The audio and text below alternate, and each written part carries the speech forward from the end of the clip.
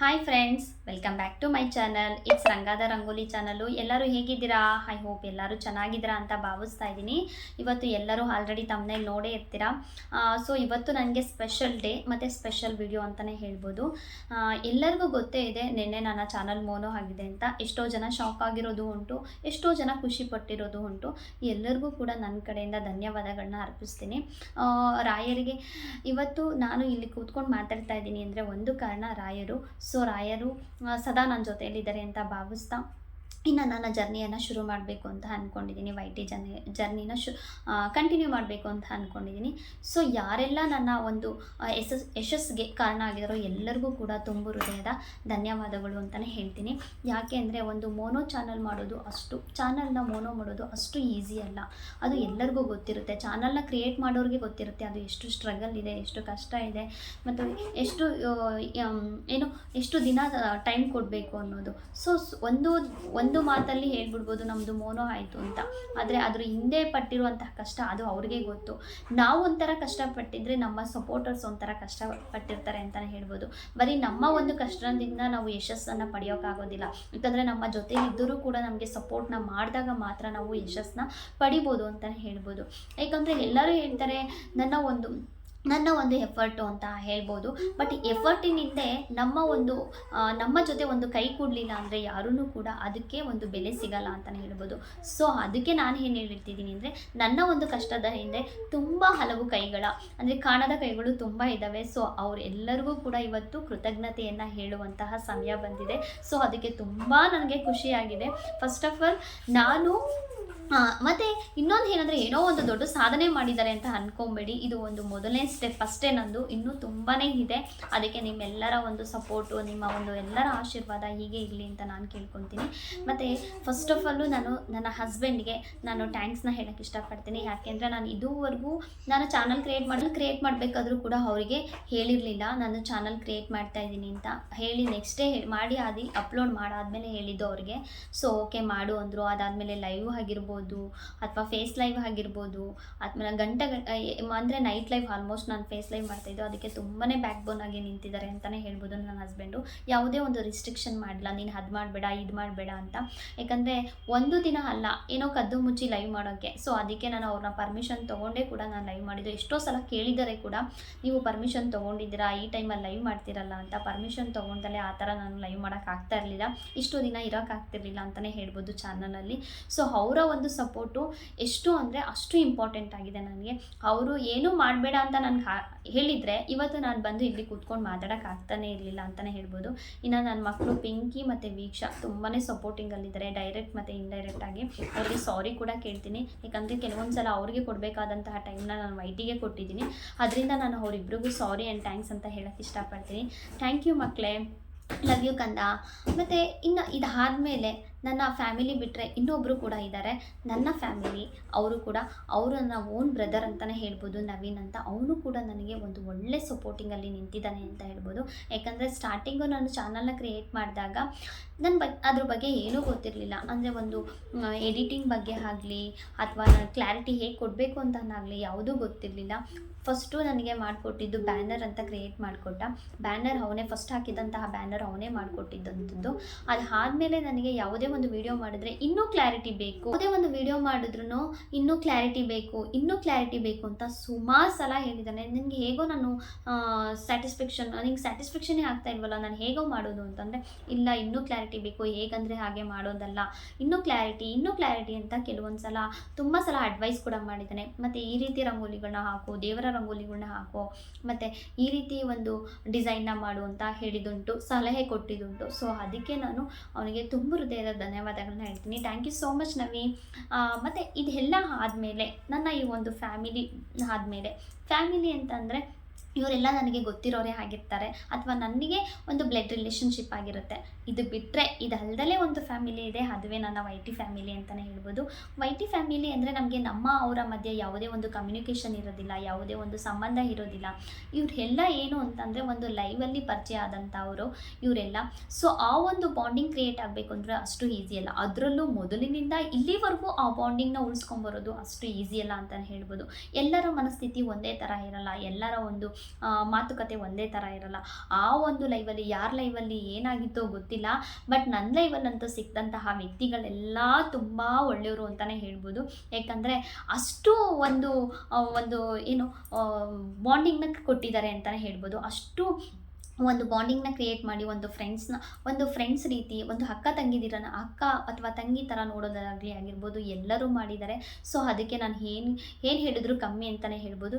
ಎಲ್ಲರಿಗೂ ಕೂಡ ನನ್ನ ವೈಟಿ ಫ್ಯಾಮಿಲಿ, ಫಸ್ಟ್ ಆಫ್ ಆಲ್ ನನ್ನ ವೈಟಿ ಫ್ಯಾಮಿಲಿ ಅಂದರೆ ಎಲ್ಲರೂ ಕೂಡ ಸೇರ್ಕೊತಾರೆ. ವ್ಯೂವರ್ಸ್ ಆಗಿರ್ಬೋದು, ಲೈವಲ್ಲಿ ಬರೋರಾಗಿರ್ಬೋದು, ಅಥವಾ ಕಾಣ್ದಲ್ಲೇ ಇರುವಂತಹ ಕೈಗಳಾಗಿರ್ಬೋದು, ಎಲ್ಲರಿಗೂ ಕೂಡ ಸೇರ್ಕೊತಾರೆ. ಸೊ ಎಲ್ಲರಿಗೂ ಕೂಡ ನನ್ನ ಕಡೆಯಿಂದ ತುಂಬ ಹೃದಯದ ಧನ್ಯವಾದಗಳು ಅಂತಲೇ ಹೇಳ್ಬೋದು. ಅದರಲ್ಲೂ ಎಕ್ಸ್ಪೆಷಲಿ ನನಗೆ ತುಂಬ ಅಂದರೆ ಮೊದಲಿನಿಂದ ಇಲ್ಲಿವರೆಗೂ ನನ್ನ ಲೈವ್ ವೈರಲ್ ಆಗಿಲ್ಲ ಅಂತ ಎಲ್ಲರಿಗೂ ಗೊತ್ತೇ ಇದೆ. ಸೊ ನಾನು ಸ್ವಲ್ಪ ಜನಕ್ಕೆ ಅಂದರೆ ನಾನು ಯಾರ ಲೈವ್ಗೂ ಹೋಗ್ತಿರ್ಲಿಲ್ಲ, ನನ್ನ ಲೈವ್ಗೆ ಎಲ್ಲರೂ ಬರ್ತಾಯಿದ್ರು. ಅಂಥವ್ರಿಗೆ ನಾನು ಥ್ಯಾಂಕ್ಸ್ ಅಂತ ಹೇಳೋಕ್ಕೆ ಇಷ್ಟಪಡ್ತೀನಿ. ಇಲ್ಲಿ ಸುಕೇಶ ಫಸ್ಟು ನನಗೆ ಪರಿಚಯ ಆಗಿದ್ದು, ತುಂಬ ಒಂದು ಒಳ್ಳೆ ಸಪೋರ್ಟರ್ ಅಂತಲೇ ಹೇಳ್ಬೋದು. ಅವನು ನನ್ನ ಮುದ್ದಿನ ತಮ್ಮ ಅಂತಲೇ ಹೇಳ್ಬೋದು. ಅವನು ಅವತ್ತಿನಿಂದ ಹಿಡಿದು ಇವತ್ತಿನವರೆಗೂ ನನ್ನ ಸಪೋರ್ಟಿಂಗಲ್ಲಿ ನಿಂತಿದ್ದಾನೆ. ಅವನು ನನ್ನ ಮುದ್ದು ಅಕ್ಕ ಅಂತ ಕರೆಯೋದ್ರಿಂದ, ಬಟ್ ಮಾಡಿ ಅಕ್ಕ, ಆಗುತ್ತೆ ಅಕ್ಕ, ಯು ಡೋಂಟ್ ವರಿ ಅಕ್ಕ, ಹುಷಾರಕ್ಕ, ಮಾಡಿ ಅಕ್ಕ, ಆಗುತ್ತೆ ಅಕ್ಕ ಅಂತ ಹೇಳ್ತಾನೆ ಬಂದಿದ್ದ. ಸೊ ಅವನಿಗೆ ಥ್ಯಾಂಕ್ ಯು ಅಂತ ಹೇಳೋಕ್ಕೆ ಇಷ್ಟಪಡ್ತೀನಿ. ಇನ್ನೊಂದು ನೆಕ್ಸ್ಟು ನನಗೆ ಲೋಕಿ ಮತ್ತು ಚಿಕ್ಕು ಪೂಸಿಸ್ ಲೈವಲ್ಲಿ ಸಿಕ್ಕಿದ್ರು. ಇದರಲ್ಲಿ ಲೋಕಿ ಅದಾಗಲಿ ಸುಕೇಶ್ ಅದಾಗಲಿ ಚಾನಲ್ ಇಲ್ಲ. ಚಿಕ್ಕು ಕನ್ನಡ ಲಾಗ್ಸ್ ಅವ್ರದ್ದು ಚಾನಲ್ ಇದೆ. ಅವರು ಯಾವತ್ತೂ ಲೈವ್ ಮಾಡ್ತಿರಲಿಲ್ಲ, ಇತ್ತೀಚೆಗೆ ಲೈವ್ ಮಾಡಿದ್ದಾರೆ. ಬಟ್ ಮೊದಲಿನಿಂದಲೂ ಕೂಡ ನಾನು ಲೈವಲ್ಲಿ ಯಾವಾಗ ಸ್ಟಾರ್ಟ್ ಮಾಡಿದೋ ಆವಾಗಿನಿಂದಲೂ ಇವತ್ತಿನವರೆಗೂ ಒಂದು ಬಾಂಡಿಂಗಲ್ಲಿದ್ದಾರೆ. ಬೀಗುತಿ ಅನ್ನೋ ಒಂದು ಪಟ್ಟ ಕೂಡ ಕೊಟ್ಟಿದ್ದಾರೆ, ಬೀಗರು ಅನ್ನೋ ಒಂದು ಪಟ್ಟ ಕೂಡ ಕೊಟ್ಟಿದ್ದಾರೆ. ಬಟ್ ತುಂಬಾ ಒಂದು ಒಳ್ಳೆ ಬಾಂಡಿಂಗ್ ಇದೆ. ಕೆಲವೊಂದು ಸಲ ಹೀಗೆ ಮಾಡಿ ಸೀಸ್, ಹಾಗೆ ಮಾಡಿ ಸೀಸ್, ಹುಷಾರಾಗಿರಿ ಸೀಸ್ ಅಂತ ಅಡ್ವೈಸ್ ಮಾಡಿದ್ದು ಉಂಟು ಚಿಕ್ಕು ಸೀಸು. ಮತ್ತು ನೆನ್ನೆ ಕೂಡ ಹಾಕಿದಂತಹ ಒಂದು ಐಡಿಯಾ ಕೂಡ ಅವ್ರದ್ದೇ ಆಗಿದೆ. ಸೊ ಈ ರೀತಿ ಅಂದರೆ ಒಂದು ಸಪೋರ್ಟಿಂಗಲ್ಲಿ ನಿಂತಿರೋದು ನನ್ನ ಒಂದು ಅದೃಷ್ಟ ಅಂತಲೇ ಹೇಳ್ಬೋದು. ಎಲ್ಲರೂ ಕೂಡ ನನಗೆ ಒಂದು ಒಳ್ಳೆ ಸಪೋರ್ಟ್ಸ್. ಇನ್ನು ಲೋಕಿ ನನ್ನ ಪುಷ್ಪ ಸೀಸ್ ಅಂತ ಎಷ್ಟು ಒಂದು ಒಳ್ಳೆಯ ಒಂದು ಬಾಂಡಿಂಗಲ್ಲಿ ಇದ್ದಾನೆ. ಇವತ್ತಿನವರೆಗೂ ಅವನಿಗೆ ತುಂಬ ಸಲ ಬೈದಿದ್ದುಂಟು. ಸುಖಿಗಾಗಲಿ, ಲೋಕಿಗಾಗಲಿ, ಮುರಳಿಗಾಗಲಿ ನಾನೇ ಕೂಡ ರೈಸ್ ಆಗಿದ್ದೀನಿ ಎಷ್ಟೋ ಸಲ. ಎಷ್ಟು ಅಂತಂದರೆ ಕೆಲವೊಂದು ಸಲ ಶಟಾಪ್ ಸುಖಿ, ಶಟಾಪ್ ಲೋಕಿ, ಶಟಾಪ್ ಮುರಳಿ ಅಂತ ಎಷ್ಟೋ ಸಲ ಅವ್ರಿಗಿಂತ ನಾನೇ ರೈಸ್ ಆಗಿದ್ದುಂಟು. ಅವರು ನನ್ನ ಸಹಿಸ್ಕೊಂಡಿದ್ದಕ್ಕಿಂತ, ಅವ್ರನ್ನ ನಾನು ಸಹಿಸ್ಕೊಂಡಿದ್ದಕ್ಕಿಂತ ನನ್ನನ್ನು ಸಹಿಸ್ಕೊಂಡಿರೋದು ಹೆಚ್ಚು ಅಂತಲೇ ಹೇಳ್ಬೋದು. ಸೊ ಏನೂ ಬೇಜಾರು ಮಾಡ್ಕೊಳ್ತಲೇ ಅವ್ರ ಮನೇಲಿ ಒಬ್ಬರು ಅನ್ನೋ ರೀತಿ ನಾನು ಏನೇ ಹೇಳಿದ್ರು ಕೇಳಿಕೊಂಡು ಓಕೆ ಅಂದ್ಕೊಂಡೆ. ಈ ರೀತಿ ಒಂದು ಬಾಂಡಿಂಗ್ನ ಇಟ್ಕೊಂಡು ಕೊನೆವರೆಗೂ ಇದ್ದಾರೆ. ಇನ್ನು ಮುಂದೆನೂ ಹೀಗೆ ಇರ್ರಿ ಅಂತ ಕೇಳ್ಕೊತೀನಿ. ಇನ್ನು ನೆಕ್ಸ್ಟು ಸಿಕ್ತಂಥವ್ರು ರೇಖಾ ಸಿಸು, ಅವರು ಅಷ್ಟೇ ಒಂದು ಒಳ್ಳೆ ಸಪೋರ್ಟರ್ ಅಂತಲೇ ಹೇಳ್ಬೋದು. ಯಾಕೆ ಅಂತಂದರೆ ಅವ್ರದ್ದೇ ಒಂದು ಚಾನಲ್, ಕುಕ್ಕಿಂಗ್ ಚಾನಲ್ ಇದ್ದರು. ನನಗೆ ಒಂದು ಐಡಿಯಾ ಕೊಟ್ಟಿದ್ರು, ಕುಕ್ಕಿಂಗ್ ಚಾನಲ್ ಮಾಡಿ ಸಿಸ್, ಇದು ವ್ಯೂಸ್ ಬರಲ್ಲ ಅಂತಿರಲ್ಲ, ಇನ್ನೊಂದು ಚಾನಲ್ ಮಾಡಿ, ಇದು ಇರಲಿ ಅದು ಇರಲಿ ಮಾಡಿ ಅಂತ ಒಂದು ಒಳ್ಳೆ ಸಲಹೆನ ಕೊಡ್ತಾಯಿದ್ರು. ಸೊ ಒಂದು ಒಳ್ಳೆ ಬಾಂಡಿಂಗ್ ಇದೆ ಅವರ ನನ್ನ ಮಧ್ಯೆ. ಸೊ ಇದೇ ರೀತಿ ಇರಲಿ ಈ ಬಾಂಡಿಂಗ್ ಅಂತಲೇ ಹೇಳೋಕ್ಕೆ ಇಷ್ಟಪಡ್ತೀನಿ. Thank you Rekha sis, thank you so much ಅಂತಲೇ ಹೇಳ್ಬೋದು. ಇನ್ನು ನೆಕ್ಸ್ಟು ಇತ್ತೀಚೆಗೆ ಪರಿಚಯ ಆದಂತಹ ಮುರಳಿ, ಅವನು ಮಧ್ಯದಲ್ಲಿ ಸಿಕ್ಕಿದ್ರೂ ಕೂಡ ಒಳ್ಳೆ ಪುಷ್ಪಕ್ಕ ಅಂತ ಬಾಯಿ ತುಂಬ ಕರೀತಾನೆ. Thank you so much Murali, thank you so much ಅಂತಲೇ ಹೇಳ್ಬೋದು. ಅವನು ಕೂಡ ನನ್ನನ್ನು ತುಂಬಾ ಸಹಿಸ್ಕೊಂಡಿದ್ದಾನೆ, ನಾನು ಕೂಡ ಅವನನ್ನು ತುಂಬಾ ಸಹಿಸ್ಕೊಂಡಿದ್ದೀನಿ. ಕೆಲವೊಂದು ಸಲ ಕಮ್ಯುನಿಕೇಷನ್ ಆಗಬೇಕಾದ್ರೆ ಮಿಸ್ಟೇಕ್ ಆಗಿರುತ್ತೆ, ಅದಕ್ಕೆಲ್ಲ ತಲೆ ಕೊಡ್ದಲೆ ಇವತ್ತಿನ ನನ್ನ ಯಶಸ್ಸನ್ನು ಅವರು ಕೂಡ ಸೆಲೆಬ್ರೇಷನ್ ಮಾಡ್ತಾಯಿದ್ರೆ ಇಷ್ಟು ಜನ ಅಂತಲೇ ಹೇಳ್ಬೋದು. ಸೊ ಯಾರು ಈ ಬಾಂಡಿಂಗ್ನ ಬಿಡದಲ್ಲೇ ಹೀಗೆ ಇರಲಿ ಅಂತ ನಾನು ಕೇಳ್ಕೊತೀನಿ ಅಷ್ಟೇ ಹೇಳೋದು. ಇದು ಅಲ್ದಲೇ ಇನ್ನೂ ಕಾಣದ ಕೈಗಳು ಎಷ್ಟೋ ಇದ್ದಾವೆ. ಇನ್ನು ಸ್ಟೋನ್ ಆಗಿರ್ಬೋದು, ಸ್ಟೋನ್ ಸಿಕ್ಕಿದ್ದಾನೆ ಇತ್ತೀಚೆಗೆ. ಲತಾ ಸಿಸ್ ಆಗಿರ್ಬೋದು, ಗಾಯತ್ರಿ ಸಿಸ್ ಆಗಿರ್ಬೋದು, ಗುರುಬ್ರೋ ಅವರು ನನ್ನ ಪ್ರತಿಯೊಂದು ವಿಡಿಯೋನ ನೋಡಿ ನನ್ನ ಸಪೋರ್ಟಿಂಗ್ನಲ್ಲಿ ನಿಂತಿದ್ದಾರೆ. ಸೊ ಗುರುಬ್ರೋಗೂ ಕೂಡ ನನ್ನ ಕಡೆಯಿಂದ ಥ್ಯಾಂಕ್ ಯು ಸೋ ಮಚ್. ಮುದ್ದು ಬ್ರೋ ಆಗಿರ್ಬೋದು, ಆದಿ ಅಣ್ಣ ಆಗಿರ್ಬೋದು, ಸಿಂಪಲ್ ಅಣ್ಣ ಆಗಿರ್ಬೋದು, ಮತ್ತು ರವಿ ಅಣ್ಣ ಆಗಿರ್ಬೋದು. ಏನು ಗೊತ್ತಾ, ಲೈವಿಗೆ ಬಂದವ್ರು ಮಾತ್ರ ಸಪೋರ್ಟರ್ ಅಂತ ಅಲ್ಲ, ಅಥವಾ ಲೈವ್ ಬರ್ದೇ ಇರೋರು ಸಪೋರ್ಟರ್ಸ್ ಅಂತ ಅಲ್ಲ, ವಿಡಿಯೋ ನೋಡಿದವ್ರು ಮಾತ್ರ ಸಪೋರ್ಟರ್ಸ್ ಅಂತ ಅಲ್ಲ, ವಿಡಿಯೋ ನೋಡ್ದಲ್ಲೇ ಇರೋರು ಸಪೋರ್ಟರ್ಸ್ ಅಂತ ಅಲ್ಲ, ಎಲ್ಲರೂ ಕೂಡ ಸಪೋರ್ಟರ್ಸೇ. ಒಬ್ಬರು ಇಬ್ಬರು ನೋಡಿದ ತಕ್ಷಣ ನಾವು ಬೆಳೆಯೋಕ್ಕೆ ಸಾಧ್ಯ ಅಲ್ಲ. ಎಲ್ಲರೂ ಒಂದು ಒಗ್ಗಟ್ಟಿನಿಂದ ಕೂಡಿದಾಗ ಮಾತ್ರ ನಾವು ಬೆಳೆಯೋಕ್ಕೆ ಸಾಧ್ಯ, ಮತ್ತು ನಾವು ಅವ್ರನ್ನ ಬೆಳೆಸೋಕ್ಕೆ ಸಾಧ್ಯ ಅಂತಲೇ ಹೇಳ್ಬೋದು.